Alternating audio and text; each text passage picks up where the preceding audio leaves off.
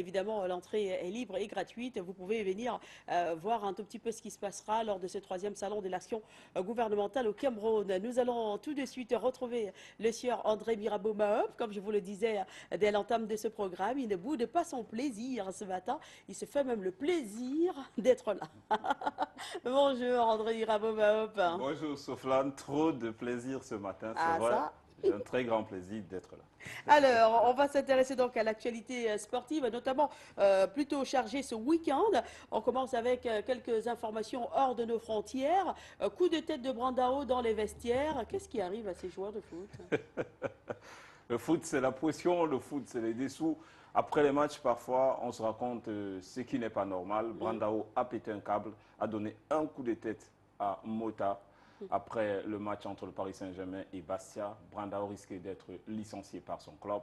L'affaire est à suivre. Mais Moukandjo, lui, n'a tété personne. Il a juste envoyé le ballon au fond des filets. C'est le premier but de l'attaquant camerounais qui vient de Nancy. C'est le premier but sur les couleurs de Reims. Son club s'est imposé 2-0.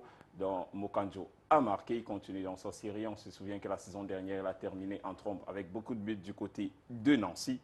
Un autre qui ne va pas bien, c'est Jean de Makoun. Il est poussé vers la sortie dans son club du côté de Reims. Il risque d'aller vers les Émirats. Makoun n'a plus ses jambes de 20 ans. Il risque de ne plus jouer en France cette année. Mais Samuel Eto'o est encore sans club. Bamboutos de Bouddha qui va très mal maintenant peut faire une offre. Unisport du Honkam qui s'est contenté de match nul hier peut aussi faire une offre. Union de Douala qui a de la peine à allier jeunesse et expérience peut proposer quelque chose. À Samuel Eto'o, dans le championnat camerounais. C'est un footballeur, non? Oui, c'est un footballeur. Ah, Omelen est revenu, non? Oui, mais Womelen, c'est Womelen. Samuel Eto'o, c'est un cran au-dessus. Il est quand même annoncé dans 4 grands clubs d'Europe. Ouais. Ajax, il a annoncé aussi du côté de l'Allemagne. Le contrat, c'est avant la fin de cette semaine, je vous promets l'exclusivité. D'accord. En tout cas, la fin du mercato, c'est ce mois. Hein, donc, il faut se dépêcher avant la fin du mois. Hein. Sinon, on risque de le retrouver seulement au mois de janvier. Et là, ça commence à bien le faire. On va s'intéresser maintenant à la Coupe d'Afrique des Nations juniors. C'est en 2015. Les Lions indomptables du Cameroun sont qualifiés, non?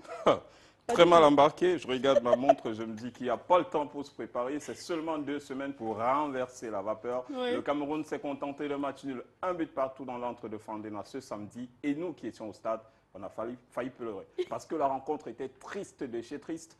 Le spectacle était terne. Les Lions indomptables juniors se tirent une balle dans la jambe. On le voit à l'affiche. Ils sont plus que jamais dos au mur. Un but partout, score final ce samedi.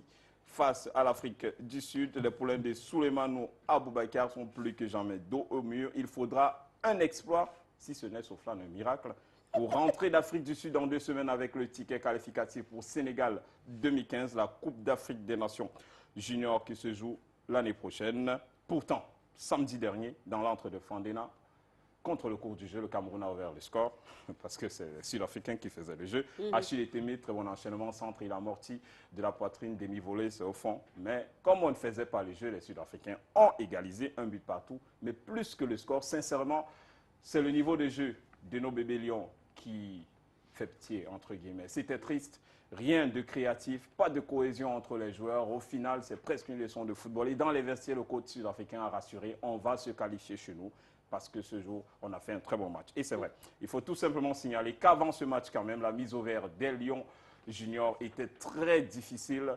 Ils ont eu 2 semaines de préparation, n'ont pas joué de matchs amicaux. Les internationaux sont seulement arrivés, ceux qui évoluent du côté de l'étranger sont arrivés jeudi, donc 48 heures avant la rencontre. Les joueurs de Coton Sport sont arrivés lundi. Du coup, c'est 2 équipes qui se préparaient. Finalement, on ne pouvait se contenter que d'un but partout ce jour. En face, l'Afrique du Sud a effectué une tournée du côté de l'Afrique de l'Ouest avec 4 matchs livrés contre le Sénégal, livrés contre la Côte d'Ivoire. Donc là, ils avaient une vraie équipe. On l'a vu samedi.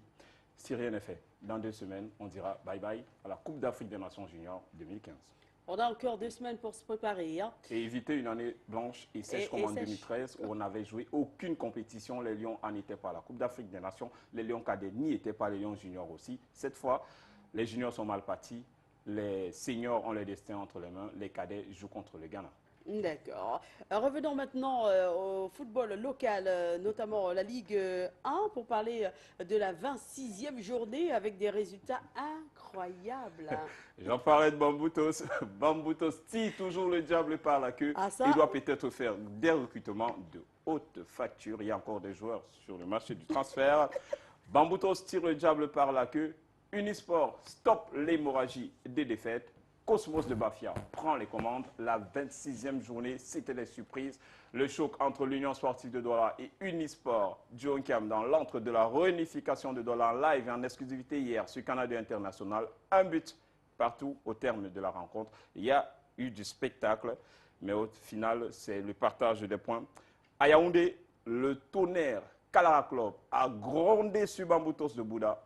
2-1 pour les Kalara Boys qui infligent aux Mangwa Boys une 4e défaite d'affilée. Bamboutos ne gagne plus depuis 4 matchs. 2-1 score final. À Bamenda, la Panthère est restée sans puissance. Devant Young Sport Academy, les Bamenda Boys ont empoché 7 points lors de leurs 3 derniers matchs. L'équipe se relève peu à peu. La Panthère n'a plus gagné en Ligue 1 depuis 5 matchs. Ça commence à être compliqué pour Zumanto. À Bafan, Sable de Batier, c'est compliqué. J'en parlais samedi dernier. L'équipe Vamarat Renaissance de Ngoumou enfonce le Sable de Batier au fond du fleuve de la Ligue 1. Ils sont désormais avant-derniers. 3-0 score final. À Limbe, Cosmos de Bafia monte sur la première marche après sa victoire 2-1 sur les académiciens de Jalokwan Sports Academy. Cosmos est invincible en Ligue 1 depuis 6 matchs. La suite de la Ligue 1, c'est cet après-midi dès 15h du côté de Ndjombe. UMS de Loum accueille l'équipe du Canon de Yaoundé. La fin, c'est demain ici à Douala. Les Astres croisent les fers avec Fauveau Club de Baham. Les rencontres Scorpion DAC 2000, APGS, Coton Sport sont renvoyées à plus tard. Et pourquoi? On va le voir en affiche. L'affiche de ce match de Coupe du Cameroun qui se dispute ce jour entre Coton Sport de Garoua et Botafogo de Douala. C'est du côté de Yaoundé. La rencontre cet après-midi dès 15h du côté de Yaoundé. Coton Sport de Garoua affronte l'équipe de Botafogo de Douala. On va le voir en affiche. Coton Sport de Garoua qui va très bien en championnat, n'a plus perdu depuis mars dernier. Mais pour le coach Didier Gomez d'Arosa, la toute-puissance de Coton Sport en Ligue 1 pour l'instant est fébrile parce que l'équipe est encore en construction. Je vous propose de l'écouter, le manager général de Coton Sport de Garoua, Didier Gomez d'Arosa. Je crois que Coton Sport n'a pas perdu un championnat depuis le début du mois de mars.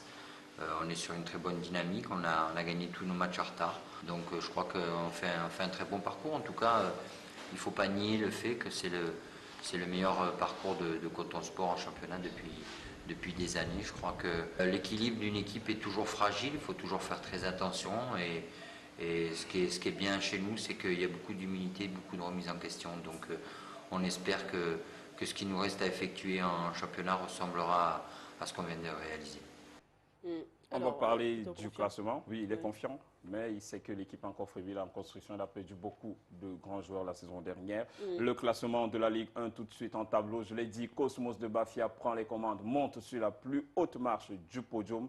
Désormais, 45 points pour le Corbe de Bafia, qui est premier, deuxième au classement, c'est APGS. Unisport s'accroche au podium, troisième, malgré les résultats en dents de ces derniers temps. Dans la zone rouge, c'est le jeu des chaises musicales. Quand ce n'est pas Tonnerre qui est dans le rouge, c'est le Canon. Cette fois, après sa victoire, le Tonnerre Kalara Club pousse le Canon dans le rouge. Aujourd'hui, il faudra un bon résultat du côté de Ndjombe pour y sortir. Dans ce rouge, le Canon retrouve Sable de Bâti Renaissance de Ngoumou et DAC 2000. D'accord. Parlons maintenant de la Ligue 2 et la 26e journée également. 26e journée de Ligue 2, on va le voir, les résultats en tableau. L'équipe de Matelo de Douala est allée du côté de Photo à Tchang pour battre Aigle de la Ménois.